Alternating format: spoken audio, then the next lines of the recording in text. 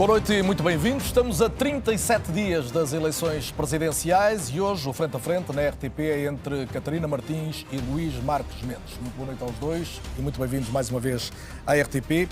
Vamos ao assunto que marcou a semana, a greve geral de ontem. A Ministra do Trabalho, hoje mesmo, Catarina Martins, ditou o sorteio. A primeira pergunta é para si, terminará Luís Marques Mendes.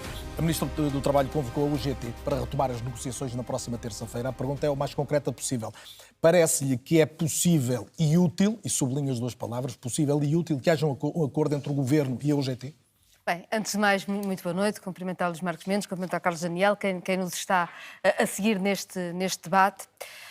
Repare, o Governo colocou-se numa situação impossível, porque ficou num beco sem saída, ficou nas mãos do Chega com o seu autoritarismo, a sua incapacidade de perceber o país.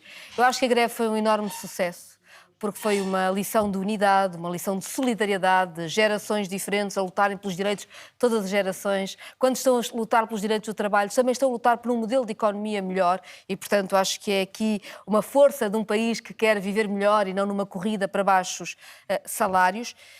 Enfim... Já me respondeu ao possível. Disse-me o Governo colocou-se numa situação impossível, mas vê utilidade no entendimento? Eu acho que os sindicatos negociam sempre. Agora, o que o Governo está a propor é normal que não tenha nenhuma possibilidade de entendimento, por dois motivos que eu tentarei explicar muito brevemente. O primeiro motivo é porque o que o Governo está a propor do ponto de vista laboral, ou seja, as alterações que propõe, põem as pessoas em Portugal a trabalharem mais horas, por menos dinheiro e mais precárias. Todas as gerações de formas diferentes, e isto é inaceitável num país que já tem o problema que tem. E o Governo também se comportou mal pela forma como tratou os sindicatos. Tratou de uma forma arrogante, tentou desvalorizar a greve, tentou, enfim, dizer que a greve era uma greve partidária. Partidária só se foi por causa da proposta que o PSD fez com o apoio de IEL e Chega, que é inaceitável.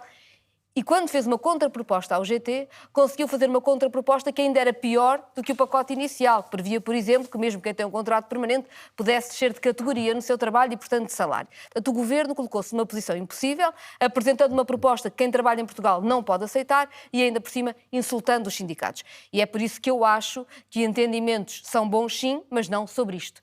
Precisamos de pensar, repensar claramente o que é que queremos do nosso país e que economia é que queremos. Eu ouvi Luís Marques Mendes dizer que tinha reservas sobre este pacote laboral que o Governo está a apresentar. E a minha pergunta é, o que é que mudava? É uma pergunta que eu aproveito, mas tenho outra para fazer também, junto claro. à que a Catarina Martins deixou. Boa noite também, Luís Marques Mendes. Boa noite. A minha pergunta, obviamente, não é para um comentador, é para um candidato a Presidente da República e tem a ver Claro. com isso. Enquanto Presidente, o que é que lhe parece que era aconselhável? O que é que aconselharia um Governo a fazer numa circunstância destas? Muito bem, já lhe respondo. Boa noite, Carlos Daniel. Muito obrigado. Boa noite, Catarina Martins. Boa noite aos nossos telespectadores. O que é que aconselharia? Indo direto à sua questão. Nós tivemos ontem uma greve. Eu acho que isso foi a democracia a funcionar. E qualquer democrata só pode ficar confortável com isso. Aqueles que entenderam fazer greve, fizeram. Aqueles que entenderam não fazer greve, não fizeram. E agora o importante é o passo seguinte. Que a situação está bloqueada, é evidente. Mais ainda agora que se conhece esta mudança de posição de André Ventura? Não, a situação está bloqueada, digamos assim, porque não há ainda nenhum tipo de entendimento.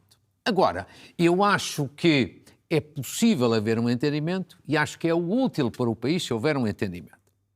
O que é que aconselharia? Eu tenho vindo a aconselhar, e hoje queria acrescentar duas questões novas, complementares. Eu tenho vindo a aconselhar duas coisas. Diálogo social entre todos e equilíbrio. Esta lei tem que ser equilibrada, porque uma empresa são os acionistas, são os gestores e são também os trabalhadores. E todos são muito importantes. Pois bem, eu acho que nós temos que nos colocar neste momento do lado da solução e não tanto do lado do problema. Se o assunto está bloqueado, vamos tentar desbloquear. Eu sugeria duas coisas muito em concreto. Acho que este acordo que está a tentar ser negociado devia ser um acordo mais amplo do que apenas o pacote laboral. Devia ser um não acordo... só com o GT? Não. Quer dizer, se for possível com outros também muito bem, mas com a CGTP é sempre mais difícil. Eu estou a pensar sobretudo nas entidades empregadoras e na UGT. Para lá do pacote laboral. Agora, o importante é que fosse um acordo mais amplo, que além do pacote laboral tivesse salários, política de rendimentos, formação profissional, até eventualmente política fiscal. Eu acho que isto dava mais previsibilidade ao país e dava também maior flexibilidade negocial a todas as partes. Segunda aos nota. patrões, ao governo e à UGT. Segunda nota, produtividade. O governo diz, e aí bem, que o objetivo destas alterações à lei laboral são... Qual é o objetivo? Ganhos de produtividade, melhorar a produtividade, aumentar a produtividade dentro das empresas. Muito bem, mas eu agora queria acrescentar o seguinte, mas se houver ganhos de produtividade, e nós esperamos que sim, como é que eles se distribuem? Qual é a parte que vai para a empresa e qual é a parte que vai para os trabalhadores? É 50-50? É 60-40? Ora, eu acho que também do ponto de vista negocial, sobretudo para a UGT, era importante que esta questão ficasse concretizada e no não é tal difícil acordo concluir mais que amplo. das suas propostas resulta um recuo do governo, ou pelo menos uma aproximação aos trabalhadores. Olha, é isso mesmo. O que resulta é a sua palavra, exatamente. É uma aproximação na perspectiva de um equilíbrio. O senhor já está com vantagem de tempo, mas eu queria que pudesse responder à Catarina Martins. O que é que mudava? O que é que tem a ver mudava? com isto, com esta... O Presidente da República... Na lei, concretamente, na não, substância. Espera. Essa parte tem a ver com as três entidades que vão negociar. Um candidato a Presidente da República e que quer ser mesmo Presidente da República e que tem probabilidades de ser, os portugueses depois decidirão, mas tem probabilidades de serem, há uma coisa que nunca faz e há duas coisas que deve fazer. Uma que nunca faz, que é estar a intrometer-se na negociação e dar palpites neste ou naquele sentido. Isso um Presidente da República não faz. As duas coisas que deve fazer é apelar à negociação, que é o que eu tenho feito sempre, e também dar sugestões concretas e construtivas para desbloquear os problemas. Ou seja, colocar-se do lado da solução e não do lado do problema. Foi aquilo que eu acabei de fazer agora há instantes. Vamos ver se a Catarina Martins ficou satisfeita com a resposta. O que o Governo põe em cima da mesa é uma questão de regime. E é por isso que eu acho que uma Presidente da República deve ser clara sobre o que pensa nestas questões de regime. Porque uma fragilização muito grande de quem vive do seu trabalho é um problema para a economia, é um problema para os direitos de quem trabalha, é um problema até do próprio regime democrático, do sistema democrático, do equilíbrio de poderes. O Governo propõe que uma pessoa possa ser obrigada a trabalhar mais 2 horas por dia, 150 horas por ano que não são pagas para os extraordinários e a pessoa é obrigada a trabalhá-las. Isso é uma alteração no equilíbrio da vida que é insuportável. O Governo propõe, por exemplo, que uma empresa possa despedir toda uma secção e substituir todos esses trabalhadores por uma empresa em outsourcing. O que quer dizer que mesmo quem progrediu na carreira, quem sente que fez a sua vida, a sua profissão para aquele progresso, pode de repente ficar sem nada. E o Governo propõe que uma pessoa que nunca teve um contrato permanente, um jovem, possa, por essa razão, estar sempre a contrato a prazo. É caso para dizer que mesmo que um jovem conseguisse um salário que lhe permitisse comprar uma casa, que em Portugal é tão difícil, nem sequer um contrato tinha para mostrar no banco para ter um empréstimo. Isto é uma questão de regime que ataca toda a gente e é por isso que é importante termos posição. Mas admite que hoje está mais difícil uma aprovação parlamentar depois do que se conheceu de André Ventura e hoje do Chega?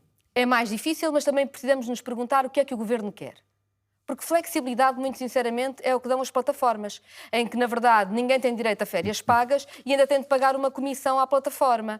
Não há... A ideia que é fundamental de nós termos uma economia mais qualificada, nós não vamos conseguir se continuarmos a empurrar os nossos jovens para a imigração porque dizemos que eles não têm lugar no nosso país. Não é por acaso que boa parte da nossa imigração está em países como a França, em que há 90% de contratação coletiva e, portanto, muito mais estabilidade no trabalho do que há em Portugal. E se nós continuarmos a discutir formas de desvalorizar quem trabalha, em vez de discutirmos formas de qualificar a nossa economia, estamos a fazer o debate errado. E uma Presidente da República deve dizer ao país como é que se pode responder a este momento em que vivemos. Não é fazer a lei, não é tomar a parte, mas é lançar os debates que podem resolver problemas. E a nossa economia precisa de resolver o problema de ser de baixos salários, de ser uma economia pouco qualificada. 30 segundos para Luís Marques Mendes poder fechar esta parte do debate e avançarmos. Catarina Martins, eu não sou o Governo. Se a Catarina Martins quiser debater com o Governo, com certeza, seguramente que vai ter um estúdio de televisão que a convida para esse efeito. Eu estou numa perspectiva de poder ser Presidente da República. Entre nós há uma diferença essencial, com todo o respeito que tenho por si. Ninguém sabe numa eleição quem ganha ou quem perde. Temos que ser humildes a esse respeito. Mas do ponto de vista das probabilidades, não é provável que a Catarina Martins seja eleita Presidente da República e há algum grau de probabilidade de ser eleito. E, portanto, um Presidente da República não deve intrometer-se na negociação. Um Presidente da República deve fomentar a negociação. Evidentemente que é preciso contribuir para melhorar os salários, nunca para baixar os salários, valorizar o trabalho, nunca desvalorizar o trabalho. Agora, isso é uma questão a negociar, sobretudo, entre empregadores entre governo e entre sindicatos. E neste momento acabei de dar aqui duas contribuições concretas, equilibradas, que podem ajudar a desanuviar o ambiente estão dadas, e a desfocar a questão. Avançar. Vamos à questão da missão do Presidente e uma questão nuclear, que é a questão da independência face aos governos e ao governo atual. Eu gostava que a Catarina Martins me dissesse se considera que Marcos Mendes conseguirá ser um Presidente independente, mas também se a própria Catarina Martins acha que com este governo conseguirá ser independente em Belém. Vamos então. Repare, Marcos Mendes acha que tem mais probabilidade de ser eleito Presidente da República e eu respeito aquilo em que acredita. Mas eu estou nestas eleições muito a sério. Estou mesmo muito a sério. E acho que, aliás, o passado já provou que sondagens são sondagens e resultados podem ser coisas muito diferentes. Tivemos, aliás, sondagens e resultados surpreendentes em presidenciais em Portugal. E acho que é muito importante as pessoas saberem aquilo em que nós acreditamos em questões de regime. E sim, acho que é muito importante, num governo muito inclinado à direita e que não tem muito respeito por quem vive do seu trabalho, que não protege o equilíbrio de forças para proteger quem cria a riqueza do país, quem constrói o país, que é o trabalho, haver uma Presidente da República que põe isso no centro do debate. Eu acho que é um perigo a eleição de um Presidente da República, e não tem a ver necessariamente com o alinhamento partidário, tem a ver com o alinhamento, até se quiser, de espectro ideológico mais amplo, muito alinhado com o Governo, e que ao mesmo tempo é pouco claro sobre o que fará no caso de o Governo querer impor o que está a querer impor, que é uma baixa generalizada de salários, ao mesmo tempo que impõe mais horas de trabalho. E é por isso que eu acho que a clareza é um ponto importante. Não é substituir-me ao governo, mas é que quem vota sabe o que é que a Presidente da República pensa e de que lado estará em cada momento. E eu queria só dar um exemplo de um debate. Por exemplo, eu acho que nós podemos qualificar muito a economia portuguesa. E acho que Portugal tem condições, pela investigação que tem, pela ciência que tem, pelas suas condições até naturais, por exemplo, de ser um país extraordinário para fazer uma enorme inovação, por exemplo, no campo da transição energética. E para isso é preciso que haja vontade do Estado e políticas públicas. Eu dou um exemplo muito rapidamente. Quase toda a gente neste estúdio há de ter um smartphone. O que está aqui tem uma bateria criada por investimento público, tem um ecrã sensorial criado com investimento público, tem um GPS criado por investimento público, tem internet criada por investimento público. Para chegar que um Presidente da República colocar o debate que deve ser colocado sobre a economia portuguesa, que é um investimento público e uma capacidade de ter qualificação neste país para as respostas deste século, deste momento, pode ser fundamental, isso sim, e não acredita que para Marcos defender Mendes um país para as próximas gerações. Não... Muito mais importante do que estar a alinhar pela bitola do Governo a perguntar quão mais é possível fragilizar o trabalho. Luís Marcos Mendes, a mesma pergunta para si. Já é uma questão relativamente recorrente no seu caso, mas a questão da sua independência face ao Governo é relevante, mais a mais quando há um debate sobre questões sensíveis, e a questão do trabalho é obviamente uma delas. Com certeza eu quero ser Presidente da República, evidentemente para usar a minha experiência em favor do país, para continuar a dar provas da minha independência, tenho dado ao longo dos tempos, e para fazer entendimentos. Agora, sejamos claros aqui com a Catarina Martins, que eu ouvi com toda a atenção e respeito. Deixemos de falsos moralismos e de superioridades morais. A Catarina Martins não tem melhor coração do que qualquer um de nós, quer evidentemente o melhor para o país, como todos nós queremos. A grande questão que está aqui são os caminhos para lá chegar. E desde logo nesta parte, e assim, tenho chamado a atenção incessantemente que dois dos meus grandes objetivos, porque estão ligados, são o quê? A estabilidade e a ambição. Os dois ligados. Estabilidade porque o país precisa de tempo para apresentar resultados, dar respostas às pessoas. São os problemas da habitação, da saúde e outros, não há tempo para os resolver. E a esse respeito há uma divergência que eu tenho com a Catarina Martins. A Catarina Martins, em 2022, provocou uma crise política, lançando o país na instabilidade, não aprovando um orçamento do governo de então. Mas deixe-me perguntar-lhe sobre isso também muito concretamente. O Presidente da República decidiu, nessa altura, dissolver o Parlamento e tinha uma alternativa. Podia, por exemplo, solicitar aos partidos, que na altura, ao Partido Socialista, que era quem liderava o governo, que apresentasse uma nova versão do orçamento. Isso era legal. Mas o governo, na altura, foi público e também nos órgãos próprios, o governo disse que não aceitaria governar em duodécimo nem apresentar... Não havia outra margem para o Presidente da República? Naquela altura não havia, mas havia para o Bloco de Esquerda a possibilidade de não chumbar aquele orçamento. E por isso é que alguém que quer ser, que é candidato a presidencial, com toda a legitimidade, e quer ser Presidente da República, tem aqui uma pedra no sapato que é inultrapassável. Ou seja, pode falar de estabilidade, mas no momento próprio provocou a crise e a instabilidade. Segundo, ambição, que é aquilo que eu quero para Portugal. Não sou o único a querer. Não sou o único. Mas é aquilo que eu, enquanto Presidente da República, farei, tendo um espaço de moderação, mas também um espaço de intervenção. E o que é ambição? É ambição económica. Nós tivemos ambição económica e ambição social e ambição tecnológica. Nós tivemos esta semana uma notícia importante da revista Economist. Colocou Portugal como o melhor país, a economia do ano entre 37 países. Sejamos francos, é uma grande notícia para Portugal. Não é para o governo A ou B, é para o país, para os portugueses, é uma grande notícia.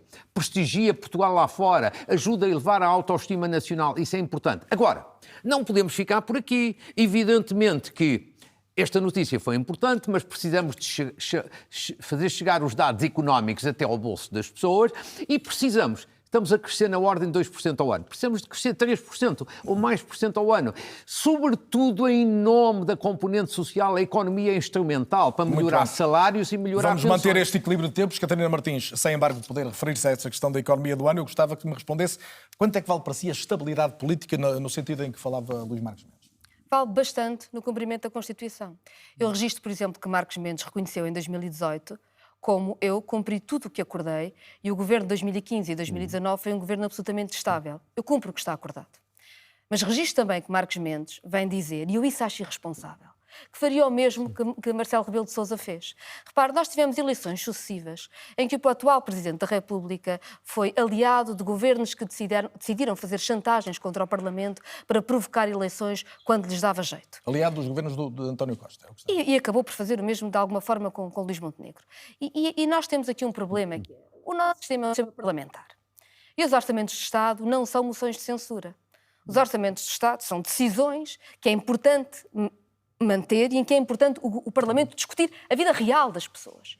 E se um Presidente da República deixa que os orçamentos sejam usados pelos governos como uma espécie de moção de censura, conforme lhes dá jeito no calendário eleitoral, nós passamos a vida enredados em taticismos partidários e eleitorais e nunca o Parlamento é obrigado a debater realmente a vida das pessoas e as soluções. E eu acho isso irresponsável. Acho mesmo isso irresponsável porque eu tenho uma visão diferente da estabilidade, que é, por exemplo, saber debater a vida das pessoas, saber colocar os debates que eu acho que são fundamentais no país para não deixar ninguém abandonado, porque temos pessoas demais abandonadas no país. É também por isso que eu acho que é irresponsável achar-se que não é preciso dizer ao Governo que um pacote laboral que baixa salários é um erro num país de baixos salários, ou olhar para a notícia do Economist e não ler lá que a notícia diz que não contou na inflação a inflação alimentar. E nós sabemos que uma fatura de supermercados está a ser tão dura para tantas famílias em Portugal, ou não ver o aviso que a própria Economist faz, que a nossa economia está muito assente no turismo e por isso é muito de baixos salários. E é por isso que eu acho que uma Presidente da República que tenha uma visão diferente do Governo, com certeza terá uma relação boa e institucional com o Governo, como deve ter, no âmbito da Constituição, mas que saiba lançar debates de outra forma, pode desbloquear o país. Porque simplesmente dizermos que queremos ambição, mas sem colocar nenhuma proposta, nenhum debate concreto em cima da mesa, parece-me irresponsável para um país que vive tantos bloqueios. Vamos à réplica de Luís Marques Mendes, com esta nota fala de estabilidade, mas, ao contrário de Catarina Martins, compreende melhor as razões das dissoluções. Não, mas primeira questão, Catarina Martins não explicou porque é que em 2022 lançou o país na instabilidade. Bom, essa é que é uma questão objetiva. Antes da decisão do Presidente da República, o Bloco de Esquerda abriu uma crise. Isto é objetivo, é inatacável e não há uma explicação sobre isso. Portanto, fala-se de estabilidade, mas pratica-se a instabilidade. Diz-se uma coisa e faz-se outra. Isto é que é objetivo. Segundo ponto. Relativamente à situação do país, o país que não tem a estabilidade tem muito mais dificuldade em ter ambição. E quem perde quando não há estabilidade são normalmente os mais frágeis. São os trabalhadores, são os jovens, são os idosos, cidadãos com deficiência. É sempre assim. E, portanto, aqui chegados, há que ter atenção ao seguinte. Eu já disse e volto a repetir. Um chumbo de um orçamento não tem que necessariamente dar lugar à dissolução. Mas é preciso que o governo que está em funções, ou outro governo que seja possível constituir, aceite governar em duodécimos. Naquela ocasião, isso não era viável. Agora, vamos à questão que é mais importante, relativamente ao futuro, e concluo. Esta notícia da Economist não é uma notícia qualquer. A Catarina Martins não gostou da notícia, desvaloriza a notícia, mas a notícia é excelente para Portugal.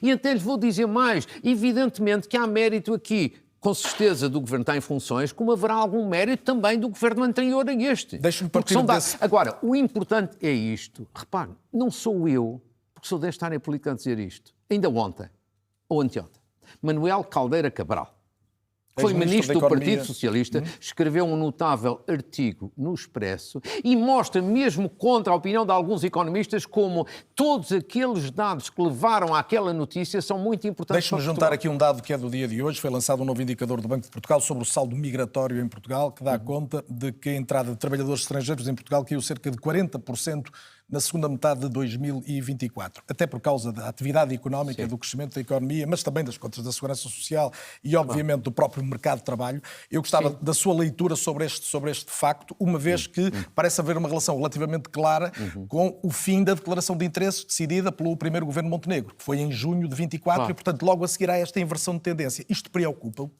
Repare, é um dado a ter em atenção. Evidentemente que o fim da chamada manifestação de interesses tinha algumas consequências nesse plano. Ouça, era óbvio, não se pode ter sol na era e chuva no naval.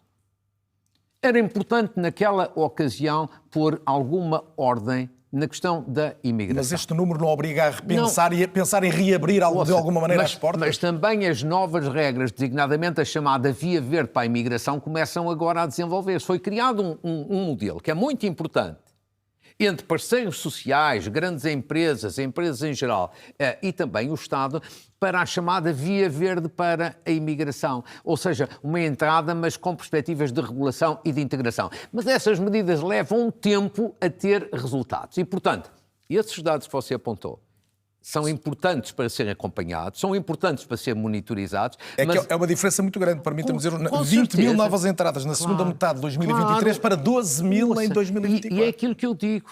É preciso haver equilíbrio entre regulação e integração por um lado e a economia por outro, porque evidentemente que você chega à beira de empresas e queixam-se, de modo geral, da falta de mão de obra. Mas nós temos que ter aqui também a capacidade de dar tempo ao tempo para que as medidas, designadamente esta que aqui falei que me parece das mais importantes, surta efeito e tenha resultados. E, acrescento, o próprio Governo admitiu, pela voz do Ministro Carlos Alvarenga Amorim, que era preciso recalibrar a Via Verde em função dos resultados mais recentes. Mas esta nota de hoje, o que é que fala responsabilizar quem, essencialmente? Eu peço desculpa, vou voltar um bocadinho atrás, porque longe de mim não responder a alguma coisa. Percebi que Luís Marco Mendes queria manter o debate nas presidenciais e não nas questões legislativas, mas voltou a 22 e eu tenho todo o prazer em responder. Sabe, quando eu hoje vejo as notícias a dizer de tempos médios de espera em urgência hospitalar de mais de 20 horas, hoje, ou de mais de 18 horas, hoje, ou quando vejo as notícias que nos têm acompanhado nestes dias, de mulheres que dão à luz, literalmente, na estrada, eu sei que em 2022, quando disse que era preciso que o SNS tivesse muito mais capacidade, ou depois do Covid ficaríamos numa situação muito complicada, eu tinha, infelizmente, razão. Devo até dizer que, nessa época, acho que o governo de António Costa fez uma enorme injustiça ao Serviço Nacional de Saúde e até à ministra Marta Temido e a toda a gente que trabalhou tanto durante o Covid e tão bem, não lhe dando as condições financeiras que podiam ter e não executando sequer o orçamento retificativo que nós tínhamos feito para dar mais dinheiro ao SNS, não executou e deixou o país numa situação muito complicada. E eu acho que nós temos que ser consequentes com o que dizemos. E na altura eu disse que não aprovaria um orçamento do Estado que fizesse ao SNS o que está a acontecer agora, e eu mantenho essa posição. E já vamos mas o que nós SNS, estamos a discutir é outra coisa. Tempo... É a posição do Presidente da República. E o Presidente da República esteve mal, porque negociássemos nós outro orçamento, teria havido estabilidade e teríamos talvez tido soluções para o Serviço Nacional de Saúde. Mas em relação à entrada de Catarina Martins, é preciso voltar a facilitar as entradas? Repare, Carlos Alvarenga Amorim veio dizer que a Via Verde, afinal, não foi um sucesso. Ou seja, que a Via Verde não resolve. O projeto do Governo sobre essa matéria não é um sucesso. Mas era para recalibrar, foi a expressão que usou o verbo. Sim, mas é recalibrar, porque não funcionou. Ou seja, não querem abandonar, mas claramente os seus projetos não funcionaram. Mas eu queria dizer o seguinte, nós estamos a assistir, não é uma diminuição da imigração em Portugal, é uma diminuição das entradas, em Portugal, que é vista pelos descontos na Segurança Social. É por isso também um bom dia para lembrar algumas coisas. A primeira é que, ao contrário do que muitas vezes ouvimos dizer, e sei que Marcos Mendes estará comigo nisto, ouvimos dizer aquelas mentiras sobre os imigrantes virem viver à conta dos subsídios, isso é mentira. Na verdade, pagam Segurança Social, pagam 450 mil pensões ao ano em Portugal e, portanto, é muito importante termos estes números. Se entram é porque há emprego e porque são necessários. Eu gostaria é que o emprego não fosse um emprego de baixos salários que acaba por empurrar pessoas para fora de Portugal, umas, e chamar outras que se vêm sujeitar a condições de trabalho que são más. Mas acho que é preciso analisar a onda, é preciso analisar a evolução do emprego e da economia para percebermos exatamente o que está a acontecer, sendo certo que, quando é mais difícil a regularização das pessoas que estão a trabalhar em Portugal, significa também que abrimos portas a mais esquemas de tráfico de seres humanos, a mais esquemas de exploração de trabalho ilegal, e é por isso que eu sou muito defensora de uma política humanista, de uma política de integração que permite, aliás, que o trabalho seja todo ele desempenhado em condições de igualdade. Mas Marcos Mendes, só para concluir aqui, por favor. Muito rápido, 3 apontamentos. Baixos salários, Catarina Martins, eu também sou contra baixos salários. Portanto, deixemos também aqui de falso moralismo. A Catarina Martins não tem melhor coração do que eu. Eu nunca disse isso, repare que eu nunca disse tal coisa. Mas insinua e agora fica mais fácil. Não, já disse isso duas vezes que eu quero não é verdade, eu nunca insinuei isso. Pronto. Eu sou bastante direta nos meus debates. Eu também. E, portanto, eu quero uma economia a crescer mais para ter melhores salários, já agora também, acrescento, melhores pensões para pensionistas e reformados. Também vieram a público hoje ou ontem alguns dados em que as pensões continuam muito baixas. Segundo dado, a questão da via verde, ainda na questão da imigração, evidentemente que aí estamos de acordo, queremos de facto uma imigração e com sentido humanista. Essa parte não há discussão possível. Agora, eu acho que se a via verde para a imigração, como eu já disse, precisa de tempo para apresentar resultados, se ela precisar de ser calibrada, alterada, com certeza que o devemos fazer. E o Presidente da República também estará atento a isso. O Presidente da República, eu não serei a Rainha de Inglaterra. Muito bem, vamos... Agora, só uma última nota. Saúde. Que a Catarina... Vamos já a isso, não, é que vai ser o tema seguinte. Permita-me só uma pergunta política a cada um e eu prometo que vamos à saúde logo a seguir. Catarina Martins, peço respostas concretas. A Catarina disse comigo em Belém, numa entrevista à Lusa, o Chega nunca será governo. Eu pergunto como é que, se houver uma maioria parlamentar de direita, isso deixará de acontecer e se o Chega liderar ou apenas integrar um governo, se para si é diferente enquanto Presidente da República. Eu cumprirei a Constituição estritamente, não darei posse a ministros que eu acho que não têm condições para desempenhar o cargo. Aliás, Jorge Sampaio fez o mesmo, como toda a gente percebe. Mas digo-lhe uma coisa, eu não deixo que estas eleições presidenciais sejam sobre um governo do Chega que não existe nem vai existir. Eu não vou fazer esse favor à extrema-direita, esta campanha eleitoral não será sobre isso. É minha, porque eu acho, muito sinceramente, que sendo eu bem-sucedida a colocar no centro do debate as condições de vida em Portugal, significa que estamos a fazer o nosso trabalho para que o ódio da extrema-direita, que não traz nenhuma solução, não continue a crescer. Agradeço ter sido uma resposta rápida e concreta como pedi, Luís Marcos Mendes. Eu também tenho uma pergunta, mas deixe-me colocar esta pergunta assim também sobre o Chega, porque disse que para dar posse a um governo do Chega exigiria um documento em que o partido se comprometia a não incluir normas inconstitucionais no programa de governo. Eu pergunto se isto faz sentido, pedir a um governo que cumpra a principal lei do país, isso não é óbvio? Devia ser óbvio. Claro, mas no caso do Chega não é? Então, nós não vemos a cada passo propostas, ideias e medidas grosseiramente inconstitucionais. Os exemplos que eu dei, por exemplo, prisão perpétua, que é proibido pela Constituição, o Chega está permanentemente a insistir nisso. E se infringisse essa declaração escrita? Pode infringir a declaração escrita como uma declaração oral? Não passa pela cabeça que isso acontecesse. Agora, evidentemente que não devia ser necessário. Obviamente não devia ser, mas se alguém tem ideias inconstitucionais que não podem sequer ser legisladas, o Presidente da República tem por obrigação cumprir e fazer cumprir a Constituição. Agora, esperemos que isso não seja necessário. Agora, um apontamento sobre saúde na linha do que disse a Catarina Martins. Evidentemente que eu também estou preocupado com um conjunto de questões que há vários anos e que se mantêm falhas que estão a acontecer na saúde. Mas como é que se resolve, Marcos Mendes? É com mais dinheiro ainda? Olha, não, mas eu queria dizer aqui o seguinte, tudo tem a ver com estabilidade. A Catarina Martins criou uma crise em 2022. O caso da saúde é um exemplo típico, claro, concreto, incontornável, de que é preciso estabilidade para resolver as questões. Mas segunda questão, que nos divide, Catarina Martins foi suporte político de um governo que acabou com uma experiência que corria bem em Portugal, as parcerias público-privadas, em Braga, em Louros e em Vila Franca de Xira. Se você for a inquéritos a esse respeito, às populações de Braga, de Louros e de Vila Franca de Xira, todas estavam satisfeitas com as parcerias público-privadas. A Catarina Martins ajudou decisivamente a acabar com algo que funcionava bem em Portugal. Funcionava do ponto de vista económico, do ponto de vista social e, sobretudo, que é o mais importante, dos utentes que estavam felizes, satisfeitos. É preciso mais participação do privado na saúde, é o que está a dizer. Não, o que eu estou... Não. São parcerias público-privadas. Os hospitais eram públicos com gestão privada, não eram hospitais privados. Certo. E funcionavam bem a todos os títulos, as pessoas estavam felizes. E é por isso que eu hoje até digo o seguinte, vou-lhe deixar aqui uma outra ideia.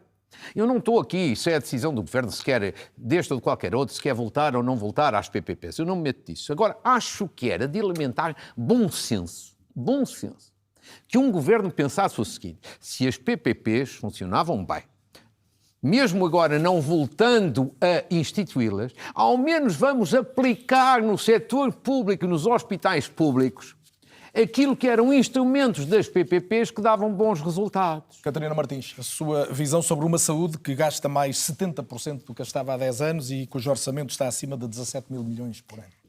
Eu tive a oportunidade de propor a autonomia, muito maior autonomia dos hospitais, foi dada às PPPs e nunca foi dada aos hospitais públicos. Mas também não me esqueço que as PPPs são geridas por homens como aquele que é agora dono da PPP de Cascais, que em Espanha, foi agora público, pediu para que os doentes que são menos rentáveis fossem afastados.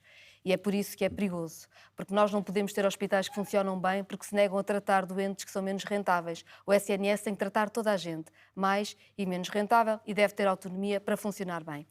Mas esta tentação para dar aos privados aquilo que o Estado deve fazer e bem, e claro que os privados têm o seu lugar, diz isso a nossa Constituição e bem, não coloque isso em causa, mas o que é o trabalho que o Estado deve assegurar para assegurar a toda a gente os cuidados de saúde que se coloca-se também numa questão que não tem estado nestes debates das presidenciais e que eu acho muito importante.